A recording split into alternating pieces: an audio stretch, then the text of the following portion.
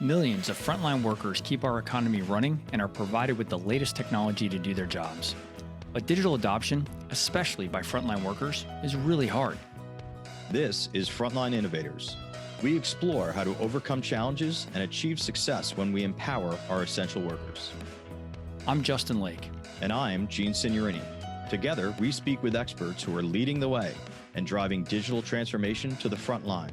This podcast is sponsored by Skillful, on a mission to help frontline workers learn and use the technology needed to succeed in their jobs. I'm your host, Justin Lake, and we've got another great episode lined up for today. Today's guest is the Senior Director of Learning and Development at TCC and Wireless Zone, a Verizon Authorized Retailer. Please welcome to the show, Molly Fields. Hello, Molly. Hello, how are you today? I'm awesome, and I'm really excited for this conversation. You are a very passionate and excited person, and I can't wait for you to share your wisdom with our audience. So I want to get started and ask you the same question we always start off with, which is, what do you see as the biggest challenge facing the deskless workforce today? You love to start with the big question. I've noticed that. Yeah, it's the big one right out the gate. For me, from my perspective, what I've seen is balance. You know, the world has been in a frenzy the past few years, and we've all felt it. You know, everyone has. We have anxieties, insecurities, frustrations, fears, and a myriad of other difficult kind of like emotional responses that we all need to process. And so we've all kind of lost balance along the way. Our priorities are shifting as individuals and as a global society, how we interact with each other, how we keep each other safe.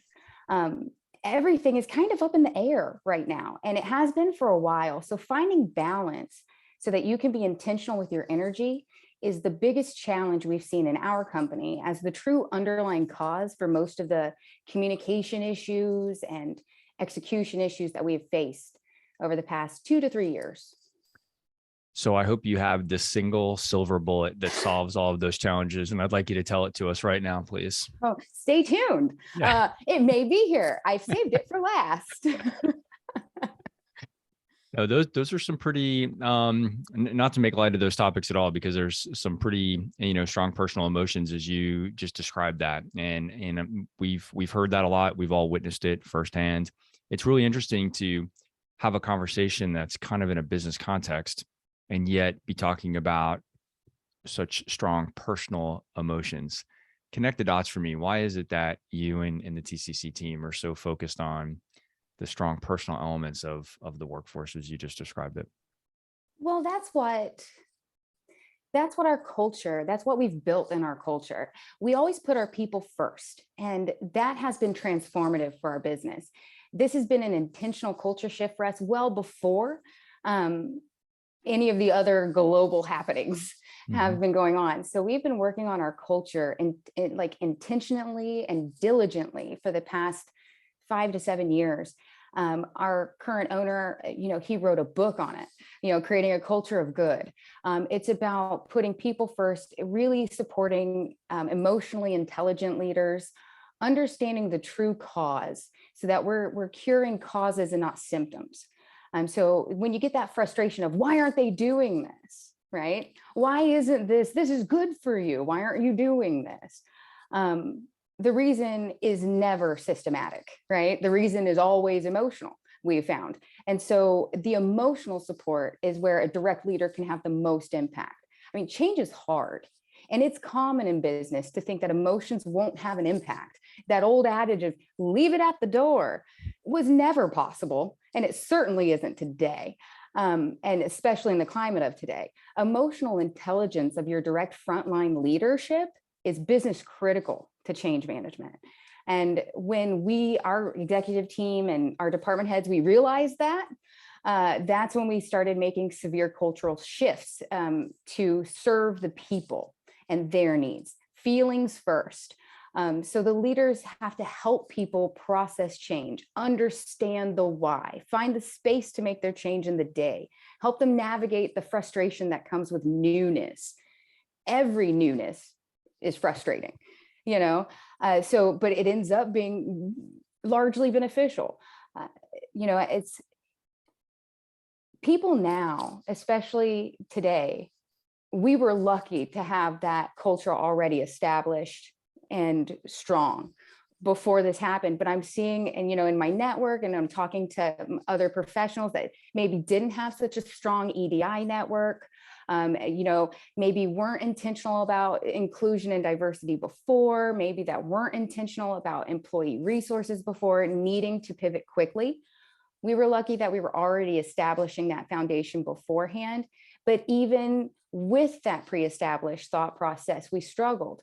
If you think of emotions, you start the day off at 1, right? You wake up, everything's good, right? And you don't want to get to 10, that super emotion.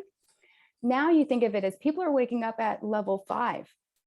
They have a lot of personal stuff that's going on. And so it's a shorter jump to 10. Are your leaders ready to handle that? That can create a lot of churn and a lot of miscommunication and a lot of, you don't hear when you're angry. You don't read and to comprehend when you're distracted or confused. You don't remember things well, and it doesn't transition into your long-term memory if you're under duress or too much stress. So you have to, though you will never be the therapist, you're the leader, you do have to lead your people emotionally first, as people, not as performers. I kept thinking that the next thing you said was going to be the quote of the episode, and then you said something else. I think I'm still going to go back to one of my favorite things that you just said, which is that emotional IQ of frontline leadership is critical for change management. And that's very near and dear to me. I've spoken with several people today in the business context, having that exact conversation, that I think perhaps for a long time, we've put too little emphasis or paid too little attention to the significant role that frontline leadership plays in the success of the overall organization.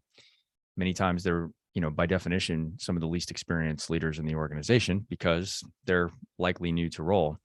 But they are out on the front lines, and we need them to, as you described, have a very high emotional, IQ to be able to, lead effectively and help their frontline teams manage through all the challenges, both personal and work related, that you're talking about. And without that, it leaves a very big void inside most organizations that we've seen. It truly does. And we think our middle management layer and our frontline, we frequently refer to them as our busiest layer, our most important layer. That is where execution happens. That's where failures happen. That is your strongest and simultaneously your weakest link. Yeah. At the same time, because they're the ones that are going to make it happen, or they're the ones that are going to drop the ball. And how are you supporting them? That's going to be indicative of the overall success. So that middle management layer, not the top, you got to start in the middle. And that's where you're going to really make that change stick. Yeah. Fascinating. Okay. There are a lot of things for us to get back to, but I want to introduce you more completely to our audience and have you share a little bit about your background and how you ended up in the role that you have today at TCC. Sure. Where do I begin? I was born. No, you don't need to go all the way back there. You may, if you'd like. We'll have a long call. So when I started trying to decide what I wanted to do with my life, right? I wanted to teach. I found the most fulfillment and the most joy in my life when I was helping someone else find success. I found the most joy from other people just winning and then being like, I helped do that big thing. So I went into teaching. I majored in education at Ball State University, chirp, chirp, go Cards. And when I went for a specialized degree, reading specialization, majored in and did great practicums. I had an amazing education experience at Ball State, really went into how people think. And then that got me really fascinated with thought process and neurological pathways and how that works. When I graduated, I realized that I was not going to be able to make my ends meet on an educator's salary. So I had to explore other opportunities. I ended up working for a lot of educational businesses. So think of like after school tutoring, things like that. And then that's what got me into business. I started to like business admin a little bit. It was weird. It never even occurred to me as a career pathway. So I had started to do some admin work for some things. And so I started to apply for other types of jobs. I ended up applying for a sales position and I got it at TCC. And that was 13 years ago. And I started making minimum wage plus commission. My parents were very upset. They helped me get that degree that I wasn't using right then. But it ended up being the best decision I ever made. From there, I was able to just learn and grow as I went. I worked with the industry. I worked with a phenomenal company that was in a growth mindset at the time. And TCC was open to providing experiences, providing exposures and opportunities to grow and learn as the company grew. And so I did, in the 13 years I've been there, I've had 9 different positions as we've been growing, mainly all focused through sales, then operations, and now I'm in learning and development. So my mother is happy again. I'm using my degree by title. But yeah, so that's kind of how I landed here. Start at the bottom, work your way up. Yeah, that's awesome. It's in that organization, I imagine sales is a great way to get into, because it is, TCC, as I understand it, is really a sales organization, right? That's what you're doing. You are primarily a sales organization for your carrier partner. Absolutely. We only sell. We are a sales company. Every position in our company, we consider a sales position. Even the position I'm in right now, I'm selling resources to our front line. Yeah. And when we use that lens, is that we're all selling our products and services. It's just identifying your customer. That's helped us to actually streamline our communication and make it smoother, because you sell differently than you just talk. Yeah. Then you assign, Yeah. It's helped a lot. That makes sense. So I want to get back into some of the things you talked about when we were exploring the challenges facing the deskless workforce.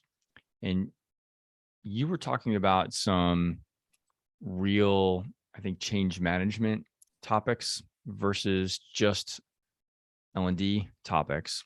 But I don't think that there's a clear line of delineation between these things, right? It all kind of gets molded together. But you said some things like, this is good for you. Why aren't you doing this? Right? Like there was some frustration about why perhaps the workforce was resistant to change. Can you talk through that a little bit more? Why do you think you were seeing that resistance? Where do you think the communications are breaking down, perhaps, if that's what's causing it? Talk us through that a little bit. Oh, it's the same reason why all of us want to diet and we don't, right? You know what to do. You know what's good. You know the right ways to be, but knowing and doing are two different things. Our frontline workers, when we ask for feedback of what's hard, what's difficult about this change, what's stopping you, what are your roadblocks, they identify prioritization most often. They feel like they get a lot of information and they struggle to decide on what to take action on, what would be the most impactful action, and what is actually the most urgent. Being able to identify and prioritize their actions from the information is where they identify their issues. The back office, when we look at it, we've identified the frenzied emotional nature as a root cause of their inability to prioritize, right? When you're in that emotional turmoil, you struggle to prioritize and separate your personal and professional and understand what's urgent and what's nice to have and what's need to have. Everything feels like a number one priority issue right now when stress is on. So like we've had horrible tech adoption on things they've requested, right? So we've had our frontline request, for example, a communication platform where everything is in one spot. I just have to go to one spot and then everything is there. We're like, that makes sense. Let's do it. We launched a new communication platform all on one spot, leveraging SharePoint. technology. And this platform holds all resources, all links that accomplish anything in the Frontline's job description. We have a page for every internal department that has all their information organized. They have access to the training resources 24/7, 365. We thought we were giving them, this is it. This is the silver bullet, bang, bang. We're like all in one spot, solved all the communication problems, launched it. Nobody went there. We're like, what? So we struggled with that. And when we debriefed, right, we did the postmortem, not to sound bad about that, but postmortem the launch, and said, what went wrong? Why did, when we launch it, only 30% of people clicked on it? Wow. That's bad. That's a bad adoption. And we thought that they were going to just love it. We thought we were going to have to keep them away from it. It's not ready yet, right? Opposite. We learned that even things that people need and want and eventually even love can still be hard to adopt. And we launched that system without much change management strategy because we thought they would love it and it wouldn't be hard to get them to adopt it. We learned quickly, never sacrifice change management strategies because you think they'll like it. The next launch of a system was our payroll, HR, and learning management systems. And we corrected. So we course corrected from the last time where we thought they'll love this. Because this time we thought they'll love this. This was the last system we needed to take our company fully digital. So no more paperwork. You're not emailing a PDF anywhere for any reason. Everything is systematic. Everything's fully digital, no print, sign, return, or anything like that. So we thought they're going to love it, but we treated it as if they wouldn't. We treated it as if it was a bad change. This was a hard change. Like you're telling them their pay changed or something, like this is a bad news. And what we did is we sold it. We literally made commercials. We tried to make them funny and viral. We built a very large runway and ramp. We did teaser commercials talking about, new system functionalities. We did teaser trainings where they could actually see the system before it was real. We did TikTok trends, short hit videos. We tried to go viral internally. We wanted them to be like, oh my gosh, did you see that? You got to watch this video. If it's funny, they like to share it. We try to get our executives involved. So when they have a video of the chief operating officer wearing a fake mustache and doing a TikTok dance, they're going to share it. And when they share that, it starts to get people talking. And then you got that tribal knowledge and people starting to rumble about an upcoming system. We were really focused on what the system is going to do for them. So we did those infomercials where it's like black and white and you're just like, I can't fill out a PTO form, and the PDF's going everywhere. And like, tired of using paper. Don't worry, something's coming soon, and then it becomes colorful and you see the new system and it's like, ding, we did that. We literally just marketed to our people the new system that was coming. And when we launched that,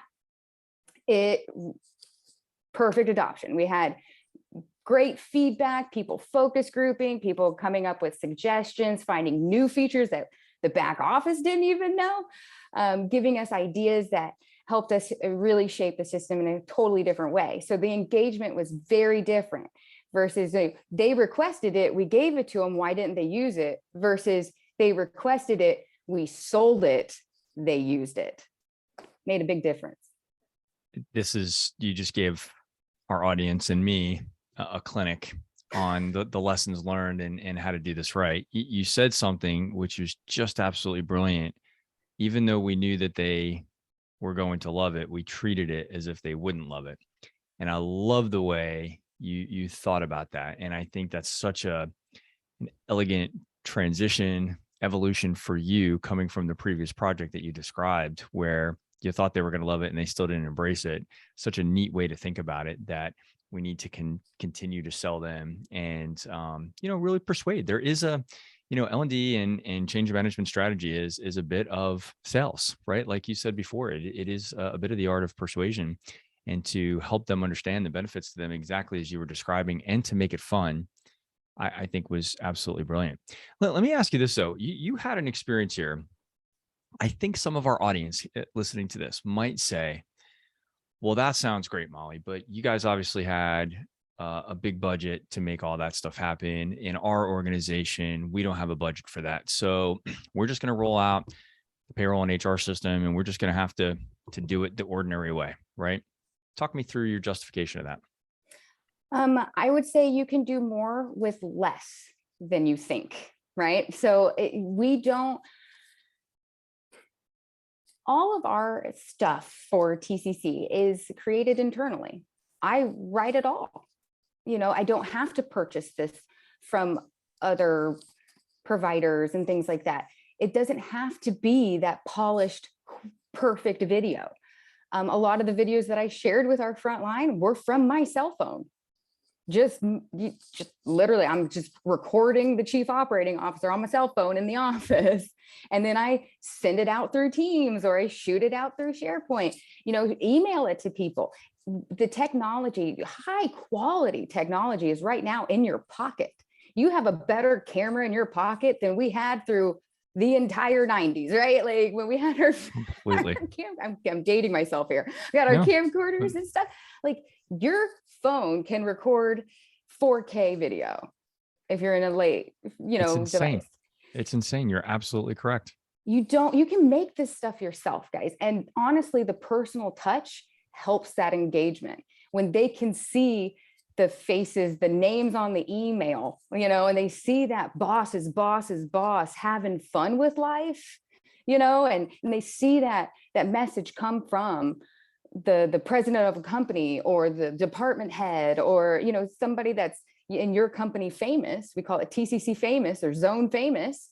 That goes a long way. Use your human capital in your current company to really sell the celebrity of it. You have celebrities. You may not know it, but there are names that most people know in your company. Those are your first stars. Get them on video, really delivering the message you want for the upcoming change. That will go farther, and they will engage with it in a different way. So maybe this is maybe more of a personal question, but when you're not fun like Molly, how do you bring in some Molly fun into the organization? I don't know if the audience cares about this question, but I am not a fun leader. And so as I hear you talk about that, I'm like, man, we've got a huge gap on the fun quotient. And it sounds like you're doing a great job of bringing that into the organization and into the things that you're doing there. Yeah, I mean, it's one of my personal mottos, and something that I always try to look at with my lens whenever I'm leading or mentoring or coaching or anything within the company, is that this isn't a prison. Okay, you're not trapped here. You're not a hostage. If you don't like it, you can leave, right? But if you do like it, you can stay. And there's no reason to not have fun while you're working. You can laugh, you can have a good time, you can connect with people, you can bring your true self to work and have fun while doing it. So to bring that fun in the organization, first, give yourself permission. A lot of the times we try to be professional, and we try to be the way we think business should be. And what you're doing there is imitating a stereotype. And when you're imitating a stereotype, you are blocking your own ability to produce and execute, because you're not bringing your full power to your position. And so you're holding your best back. Now, I understand there's different work environments, there's different cultures where you do have to stay socially appropriate at all times. Yeah. But bring your true self. I think if you can stand in your truth, that's where you're going to find creativity. That's where you're going to find humor. I would say a lot of times in job interviews, when you're looking for talent, people are looking for skill talent versus what I call will talent. Skill versus will, right? We've all heard that. You can teach a skill, you can't teach a will, right? So I would challenge, are you asking behavior-based questions? Are you looking for the talent that can bring you creative, fun, energy, enthusiasm at all levels of leadership? It seems like people think the higher you get promoted, the more serious you have to be. Absolutely not. You can be an executive and be silly, because silliness makes the days a little easier, right? Yeah. If you can laugh at yourself a little bit. So I would say when you're searching for talent, ask those behavior-based questions that go, really, how do you like to have a good time at work? They always ask, what do you do for a good time outside of work, right? Well, what do you do for a good time at work? And most people can't even answer that question because they don't know what a good time at work looks like. But when they say, what do you do to have a good time at work? I work on problem solving. I work on projects. I make videos. I write commercials. That gives me fun. I connect with people. I mentor others. I participate in groups. Like we have core groups of affinity groups and things, and I participate and engage with our culture. Like those are the kinds of things that you can have fun with at work. Plan your fun. If you're a leader that's already in a company that doesn't have fun, plan it. And the way you do that, schedule it and say, hey, for 2 hours, we're going to have fun.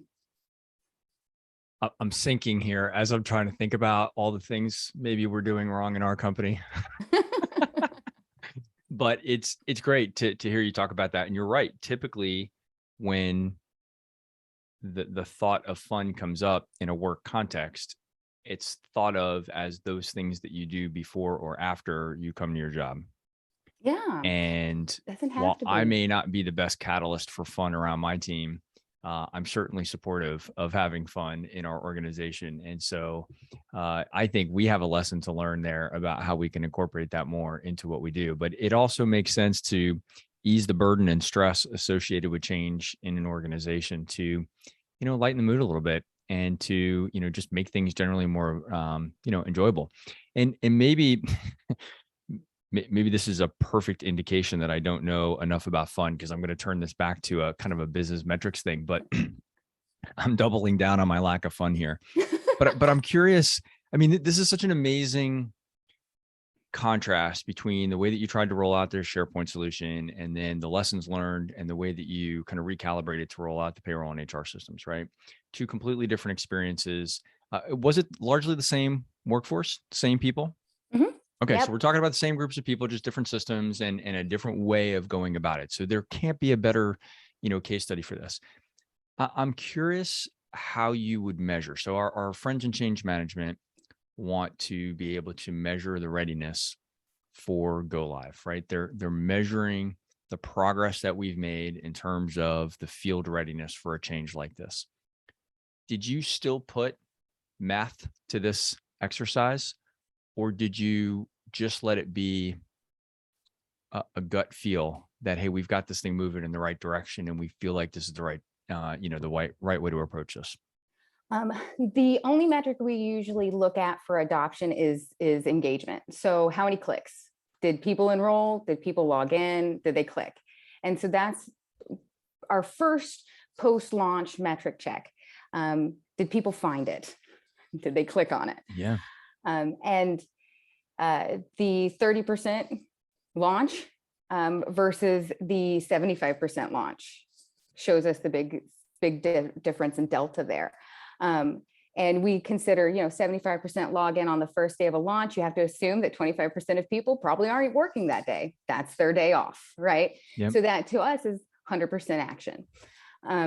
That's a successful launch. So that's from there, we have other metrics as ongoing engagement metrics, and we do, touch points of how many complete this training, how many complete that training.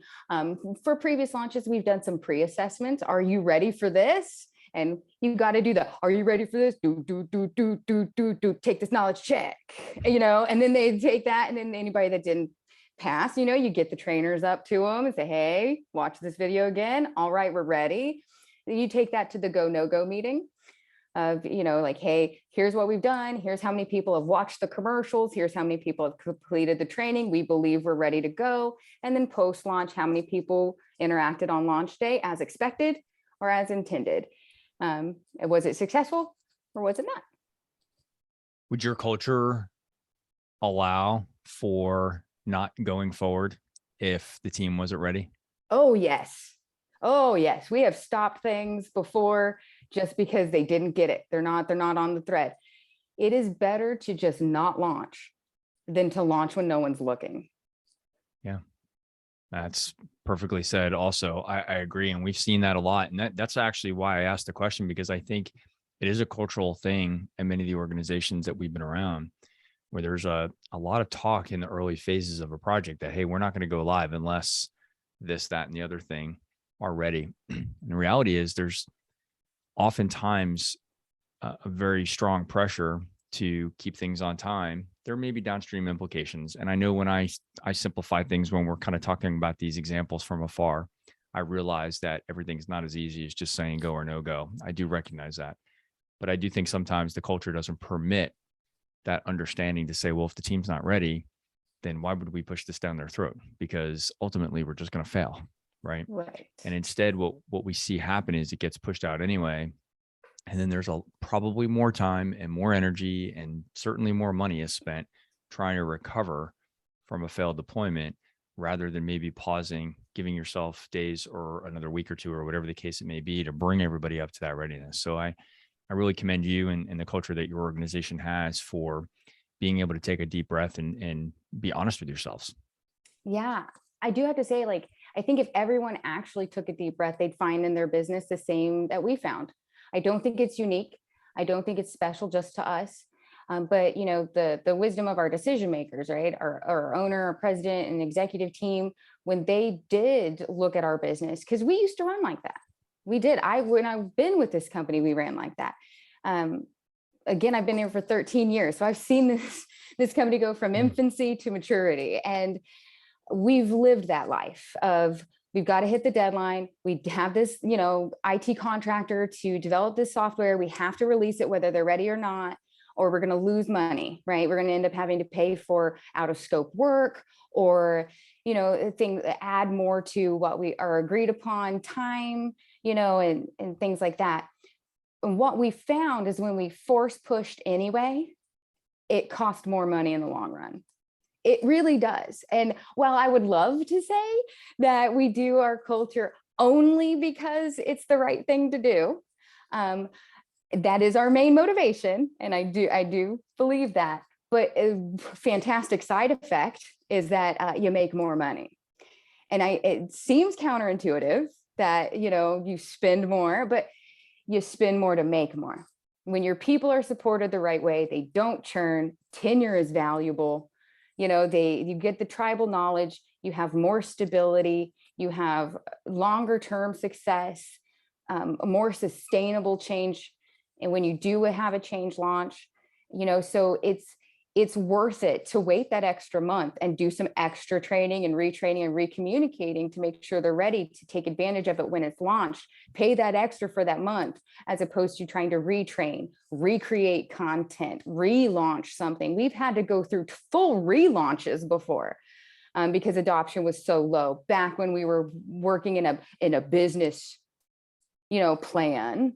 And now we work in a people plan. Our executive team every year will put together their pillars of our people, what our goals are, and then we all put our yearly plans together, and then our quarterly plans, and then we go through. And so that way we all roll up. We're all the departments are running towards the same goals, and we just function smoothly with the people first. Because if the people are right, your performance will follow. Your lead measure is how well your people are feeling, how's their morale, how are they engaged. Your lag measure will be how well the sales hit. We of course obsessively look at sales numbers, right? But our true indicator of our upcoming success is our January employee engagement survey. In January, we do that employee engagement survey. We see where everybody's at, where everybody's feeling, and that's our largest indicator of how difficult the year is going to be for the back office team and where we need to start first. Yeah, that's really interesting set of thoughts there. And I love what you said, that, you know, having a good culture, just because it's the right thing to do for the people, doesn't have to be mutually exclusive to getting good business outcomes. It doesn't. One will feed the other. If your people are taken care of, your people will take care of you. Sales happen when people are confident, when people are happy, when people are enthusiastic, passionate, excited to be there. That's when sales happen. Sales don't happen when people are like, what do you want? Do you want something? Yeah. Okay. hi, thanks for coming. When they're excited to work, that's when you make the most money. That's when you have the referrals, the people that are like, oh, you had to go to that store, or, oh, I've got a guy here, let me give you his name. Or you get those other referrals of, oh, you've got to work here. You need to come here. We're having a good time. We try to focus on making sure that we're more than a job, and we support our people's passion. We have grant programs where our employees, whatever you're passionate about, you can put in for a grant and provide that to your local charity. We have big good events where we have a backpack giveaway every year. This was our 10th anniversary of our backpack giveaway. We gave away our 1 millionth backpack this year. This was our first year we had all 1,200 locations participate across the nation on the same day, doing good at the same time. Those are the kind of days that make the employees feel like this is where they can bring themselves, their true self. And it does impact how much money the company makes. We have during the pandemic, during the past few years, where other businesses have struggled, we have broken records. And we've broken sales records that I've never seen us hit numbers we've hit. The Great Resignation didn't hurt us. We didn't feel it. Do we have staffing issues? Absolutely. We always do. Everyone does. But we did not have a mass exodus. The culture is the differentiator. That's our X factor. And it works, and it makes money because it makes the people want to make money. Simple as that. It really is simple. And I don't ever want to suggest that the things that you're doing or what would be suggested as best practices are necessarily easy. I think there's a difference between simple and easy, right? Absolutely. This is not rocket science, what you're talking about here, but it is a fairly simple set of values that you can just tell drives every action that you're taking. But I do recognize, and I know our audience does too, that it's not easy. There's a lot of persuasion that has to happen internally to get the right funding, to get the right time, to get the right space in the organization to be able to do things like what you're talking about the right way. And I think a lot of the listeners of the show probably feel a little bit frustrated that they don't have those things that I just said inside their culture, inside their organization, to go flex their muscles and perhaps bring a little creativity. So, part of the goal of this podcast is to let them hear from people like you who are figuring this out and share some of these best practices, and perhaps give them the confidence that they need, the courage they need internally to go challenge status quo and to perhaps try some things that are a little bit different. Yeah. Be a disruptor. Yeah. Well, that's exactly it. Well, and as I think about, you talked about a lot of things. Just, I know it's easy for us to just take a video with your phone and stuff like that, but there are some technical skills involved in all the things that you talked about. And it sounds like maybe you're just an early adopter and just able to pick this stuff up very quickly. I mean, did you have to prepare yourself in any way to think like a change manager and think like a persuader to really encourage your organization? Or is this just a natural talent that you have? And do you have a side business being on TikTok or something? I do not have a side business on TikTok, okay. But I should. I could be an influencer. You should. But no, I am naturally boisterous. I am naturally, like, my personality is naturally boisterous. But I have had to hide that in business up until I got to TCC, where they were like, bring more of that.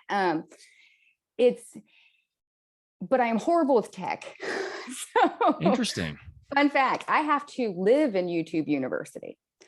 But I can tell you right now, don't ever be afraid. You can't break it. I'm not going into the programming of anything. I'm not going to the code of anything. I'm just a user. I'm doing the user interface. I can't break it. Most of the time, people are afraid of tech.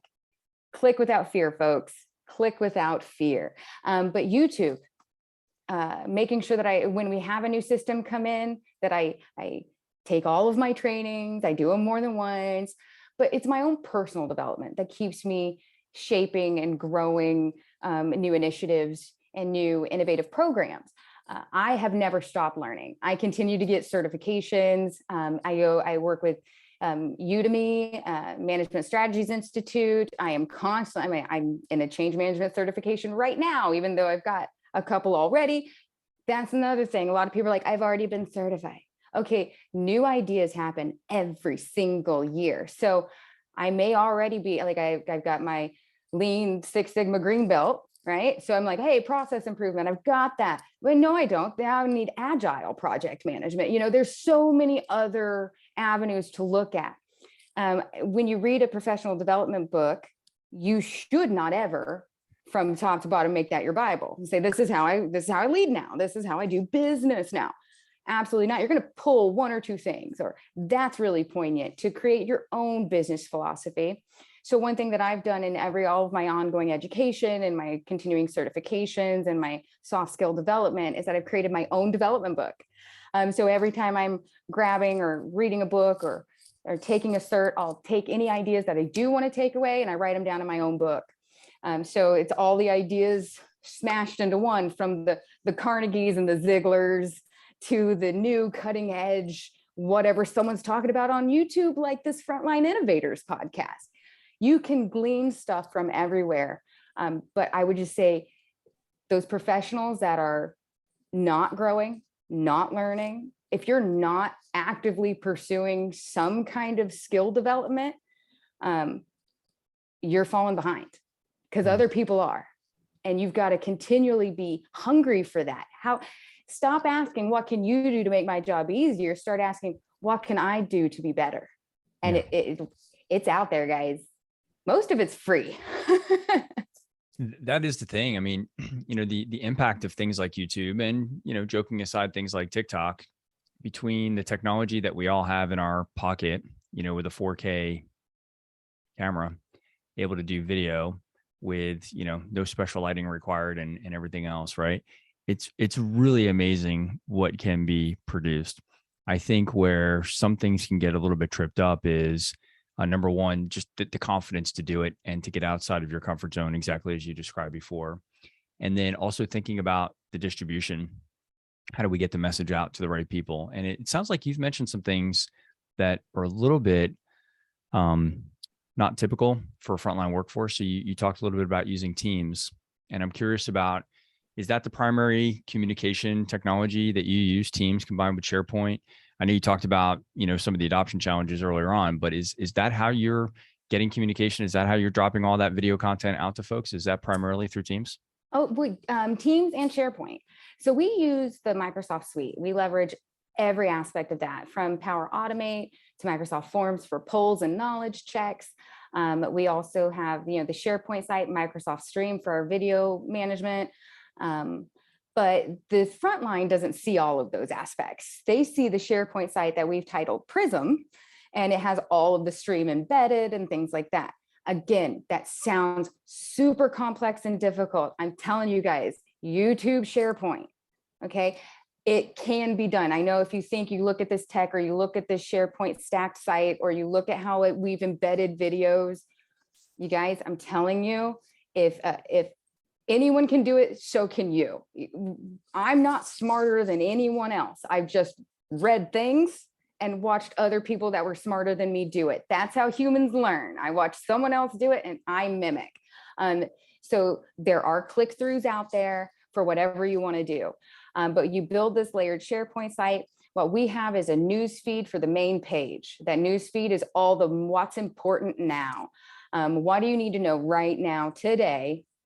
It's your newsletter, newspaper, and then every department has their own page. In that page, you can have multimedia content. You can have audio only. We have our own internal podcast, Know Your Support, as one of my team members interviews all the store support individuals so they can learn who the frontline can learn who they are and who their support is and how to use them best.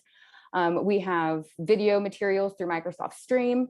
All of that is available through the Microsoft Suite.